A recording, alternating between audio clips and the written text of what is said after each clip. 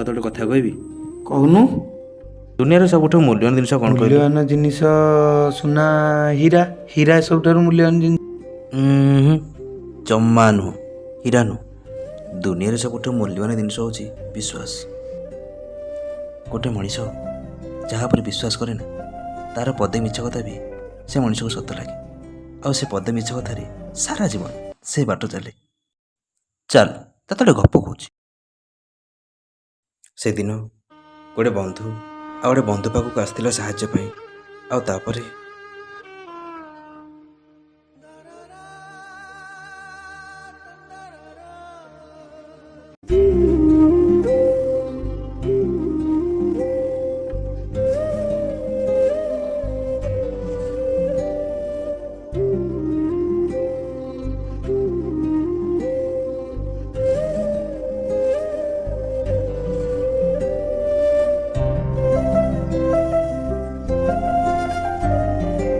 ସାଙ୍ଗ, ସାଙ୍ଗ, ଏତେ ଦିନ ପରେ ତୁ ଆଜି ଆସିଛୁ?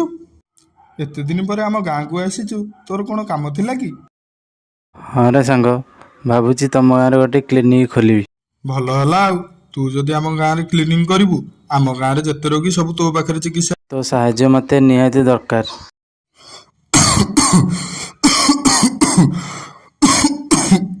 ମୋ ସାଙ୍ଗକୁ ମୁଁ ସାହାଯ୍ୟ କରିବିନି ଆଉ କରିବ କିଏ? ଆରେ ସାଙ୍ଗ, ତୋ ପୁଅ ଏବେ କୋଉଠି?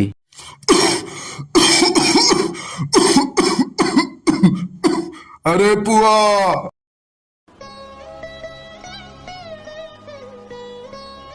ତାଙ୍କୁ ତୁ ଚିହ୍ନିଛୁ? ଇଏ ମୋ ସାଙ୍ଗ, ଏବେ ଡକ୍ଟର ହେଇଯାଇଛନ୍ତି। ମୁଣ୍ଡିଆ ମାର। ତୁ ତ ପାଠ ପଢିକି ଡାକ୍ତର ଚାକିରି କଲୁ। ମୋ ପୁଅଟା ଭଲ ପାଠ ପଢିଛି ଯେ କ'ଣ ହବ, ସେ କୋଉଠିକି ଲାଗିପାରୁନି। ତାକୁ ଟିକେ ଲଗେଇ ଦିଏ। ସାଙ୍ଗ, ନିଶ୍ଚିତ ତାକୁ କୋଉଠି ଗୋଟେ ଲଗେଇଦେବା, ତୁ ବ୍ୟସ୍ତ ହନା।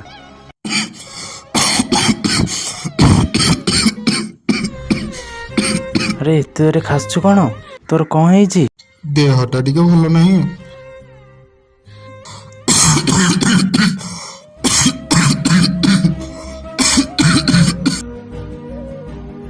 ପୁଅରେ, ବାପାଙ୍କ ଘରକୁ ନେଇଯା। ଯଦି ବାପାଙ୍କ ଦେହ ବେଶୀ ସିରିୟସ୍ ହେଲା ତାହେଲେ ଏଇ କାର୍ଡ଼ଟା ରଖିଥା। ଯଦି ବେଶୀ ସିରିୟସ୍ ହେଲା ମୋତେ କଲ୍ କରିକି ଜଣେଇବୁ, ହେଲା? ମୁଁ ଆସୁଛି।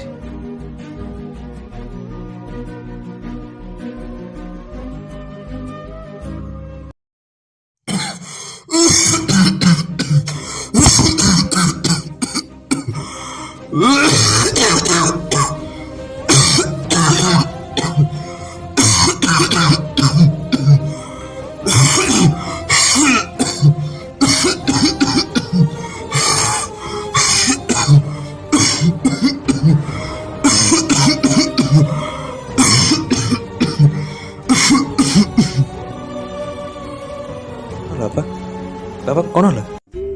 ଏ ଭଗବାନ, କ'ଣ ହେଲା ବାପା? ବାପା କ'ଣ ହେଲା? ନାଇଁ ରେ ପୁଅ, ମୁଁ ଆଉ ବଞ୍ଚିବିନି ରେ। ନାଇଁ ବାପା ନାଇଁ, ତମର କିଛି ହେଇଗଲେ ମୁଁ କେମିତି ବଞ୍ଚିବି? ତମ ବିନା ମୁଁ କେମିତି ବଞ୍ଚିବି? ମୁଁ ତମ ବିନା ବଞ୍ଚି ପାରିବିନି। କେମିତି ବଞ୍ଚିବି ବାପା? କେମିତି ବଞ୍ଚିବି? ପୁଅରେ, ମୋ ସାଙ୍ଗ ଯୋଉ ନମ୍ବରଟା ଦେଇଥିଲା ଟିକେ ଫୋନ୍ କରନ୍ତୁ ନା। ହଁ, ତମେ ଶୋଇଥାଅ, ମୁଁ କଲ୍ କରିକି ଆସୁଛି।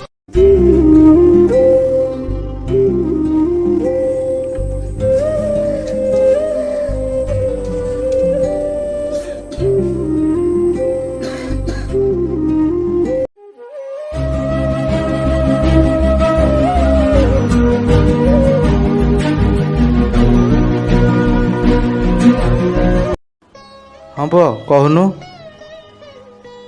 ଆଜ୍ଞା ଅଙ୍କଲ୍, ଆପଣ କାଲି ଯେଉଁ ନମ୍ବର ଦେଇଥିଲେ, ଆଜ୍ଞା ବାପାଙ୍କ ଦେହ ବହୁତ ଖରାପ। ଆପଣ ଟିକେ ଜଲ୍ଦି ଘରକୁ ଆସନ୍ତୁ ପ୍ଲିଜ୍ ଅଙ୍କଲ୍। ହଁ ପୁଅ, ମୁଁ ଯାଉଛି, ତୁ ଜମା ବ୍ୟସ୍ତ ହନା।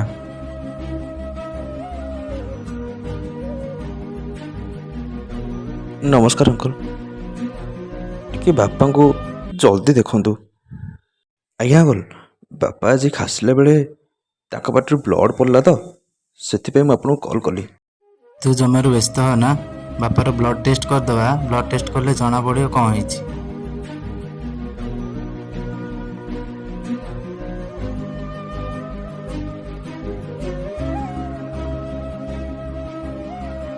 ବାପା ଉଠ, ବାପା ଅଙ୍କଲ୍ ଆସିଛନ୍ତି, ତମ ବ୍ଲଡ଼ ନେବେ।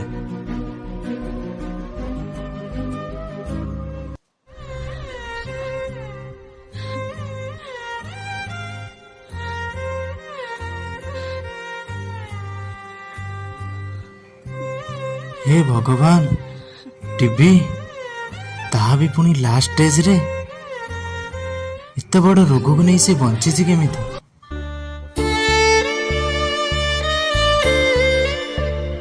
ସାଙ୍ଗକୁ ଏବେ କ'ଣ କହିବି?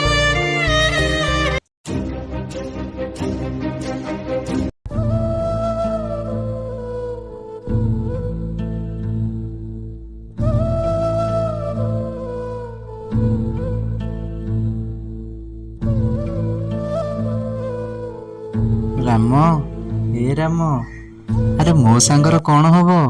ମୋ ସାଙ୍ଗରେ କିଛି ହେଇନି। ତୁ ପୁରାପୁରି ଠିକ୍ ଅଛୁ ରେ। ତୋ ବ୍ଲଡ୍ ରିପୋର୍ଟରେ କିଛି ବାହାରିନି। ଆରେ ମୁଁ ଥାଉ ତ ତୋର କ'ଣ ହବ? ତୁ ପୁରାପୁରି ଠିକ୍ ହେଇଯିବୁ, ଜମାରୁ ବ୍ୟସ୍ତ ହନା। ମୁଁ ତୋତେ କହୁନଥିଲି ମୁଁ ପୁରା ଠିକ୍ ଅଛି ବୋଲି? ମୋର କିଛି ହେଇନି। ତୁ ବେକାରଟାରେ ମୋ ପାଇଁ ଟେନସନ୍ ନଉଥିଲୁ। ମୋ ସାଙ୍ଗ କହିଲାଣି ମାନେ ମୁଁ ପୁରା ଠିକ୍ ଅଛି। ମୋ ସାଙ୍ଗ କହିଲାଣି ମାନେ ମୁଁ ପୁରା ଠିକ୍ ଅଛି। ମୁଁ ଏଥର ଯାଉଛି।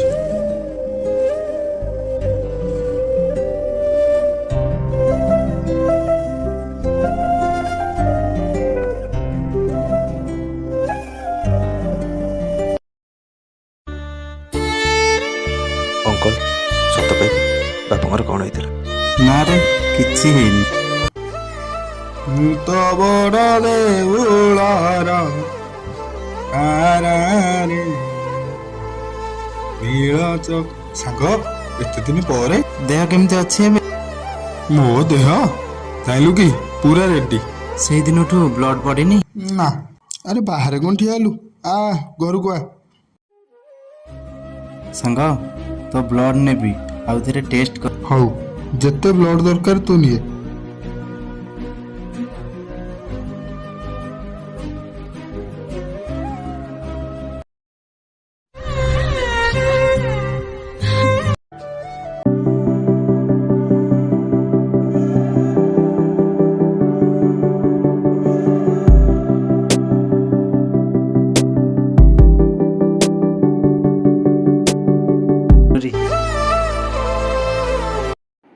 ସେ ଲୋକର ଦେହଟା ଭଲ ହେଇଗଲା। ପୁରା ଭଲ ହେଇଗଲା। ଜୀବନରେ ନିହାତି ଖୁସିରେ ରହିବା ଦରକାର। ନିହାତି ଦରକାର। ଜୀବନରେ ଖୁସି ରହିବା ନିହାତି ଦରକାର। ଆଉ ସମସ୍ତଙ୍କୁ କହିବା ଖୁସିରେ ରହିବା ପାଇଁ। ଯଦି ଭିଡ଼ିଓଟି ଆପଣମାନଙ୍କୁ ଭଲ ଲାଗିଛି ନିହାତି ଭାବେ ଲାଇକ୍, ସେୟାର, ସବସ୍କ୍ରାଇବ୍ କରିବେ। ନମସ୍କାର।